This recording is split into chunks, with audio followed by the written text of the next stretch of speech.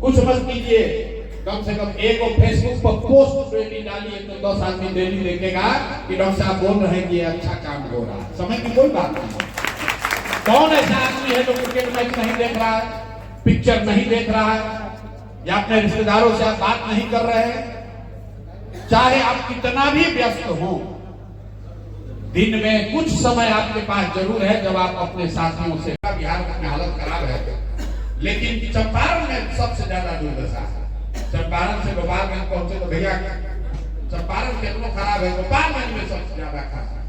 भैया पूरा जब जहाज ही डूब रहा है तो मुझे आश्चर्य हो रहा है कि आप चाहते हैं कि छपरा को एकदम उसमें अलग से आइलैंड बना दें। अगर जहाज डूबेगा तो उसमें बैठा हुआ हर व्यक्ति डूबेगा, उसमें छपरा भी डूबेगा, उसमें गोपालगंज भी डूबेगा, अररिया पूर्णिया भी डूबेगा। तो आप ये नहीं समझ सकते कि बिहार में व्यवस्था खराब रहे और छपरा में सब सुधार हो जाए। कैसे हो सकता है भाई? ये नहीं हो सकता। तो सबसे पहली बात है कि आप राजनीति और समाज के प्रति जिम्मेवार बनिए। आपके पास भोजपुरी गाना सुनने का समय है, क्रिकेट मैच हो रहा है तो आईपीएल का 2-2 घंटा 4-4 घंटा दीजिएगा। लेकिन बिहार में कुछ सामाजिक राजनीतिक काम हो रहा है, उससे आपका कोई सरोकार नहीं।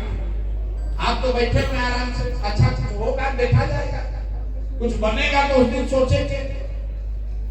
तो भाई जब आप इसमें शामिल ही नहीं हैं तो सुधार होगा कैसे? आप लोग छपरा का ऐसे बता रहे हैं जैसे छपरा एक डूबा जा रहा है, बगल में सीमांत का मतलब, राजनीति में शामिल होने का मतलब ये नहीं कि हर आदमी चुनाव लड़ेगा। मैं अभी आपको 2 उदाहरण यहाँ बताऊंगा।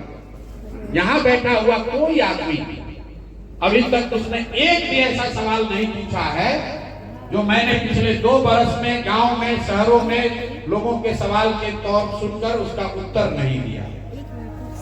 लेकिन आप प्रबुद्ध हैं, पढ़े लिखे हैं, इंटरनेट देख रहे हैं, देश दुनिया की खबर है। आपको ये नहीं खबर है कि जमशराज पलायन कैसे रोकेगा, तब तक सुधार नहीं हो सकता।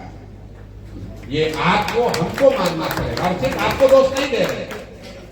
कोई 9th फेल यहाँ मुख्यमंत्री बन रहा है या बनने की सोच रहा है, गलती उसकी नहीं है, गलती हम जैसे लोगों, पढ़े लिखे लोगों की है। जब हम राजनीति में आकर प्रयास ही नहीं कर रहे हैं तो कोई लंपट बदमाशी नेतागिरी करेगा। ये जितने आप हम बुद्धिजीवी यहाँ बैठे हुए हैं, मैं एक कोट कम से कम सैकड़ों बार तो कह चुका हूं। प्लेटो ने आज से सैकड़ों साल पहले लिखा, if you do not participate in democracy be ready to be ruled by your inferiors. समाज में राजलाख लोगों ने मिल कर दिया है, तभी तो सांसद और विधायक बने हैं। एक बार आपको उन्होंने टोपी पहना दिया, भाई साहब ने कहा जो आता है बढ़िया बोलता है टोपी पहना देता है, मान लिया बात, टोपी पहना दिए। दूसरी बार फिर क्यों टोपी खुद से पहन ली, मान लिए दूसरी बार पहन लिए, तो तीसरी बार क्यों पहना दिया? आप फिर कहिएगा भैया हमारे पास विकल्प नहीं था। विकल्प नहीं था, नोटा नहीं था ईवीएम पर। आप तो पढ़े लिखे शिक्षक हैं, अपने आप को बेरोजगार भी आप बता रहे हैं। मुझे खुशी है कम से कम आप बेरोजगार अपने आप को मान रहे हैं, क्योंकि पढ़ लिख कर खाली किसी तरह जीवन चला लेना ही रोजगार नहीं है। ईवीएम पर नोटा था ना, अगर छपरा की बहुतायत जनता ने नोटा पर वोट दबा दिया होता तो कानून कहता है कि नोटा को अगर किसी अन्य प्रत्याशी से ज्यादा वोट आ जाए तो फिर से चुनाव होगा। मेरे भाई, किसी ने कहा कि हाँ पढ़े लिखे आदमी को भेजिए, आपने कहा किसी दौड़ने वाले को भेजिए, लगड़ने वाले को मत भेजिए। आपके सांसद पढ़े लिखे भी हैं, फिट भी हैं, दौड़ भी सकते हैं।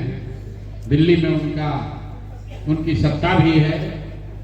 भाई साहब इंटरनेशनल एयरपोर्ट के सवाल से शुरू किए थे तो उनको फ्लाइट की और व्यवस्था बनाने वाले लोग जब तक नहीं सुधरेंगे तब तक व्यवस्था भी नहीं सुधरेगी। जब बनाने वाले आप हैं, कोई नेता चाहे कितना भी खराब हो, चाहे जितना बड़ा धोखेबाज हो, वो खुद से चुनकर नहीं आया, उसको हमने चुना।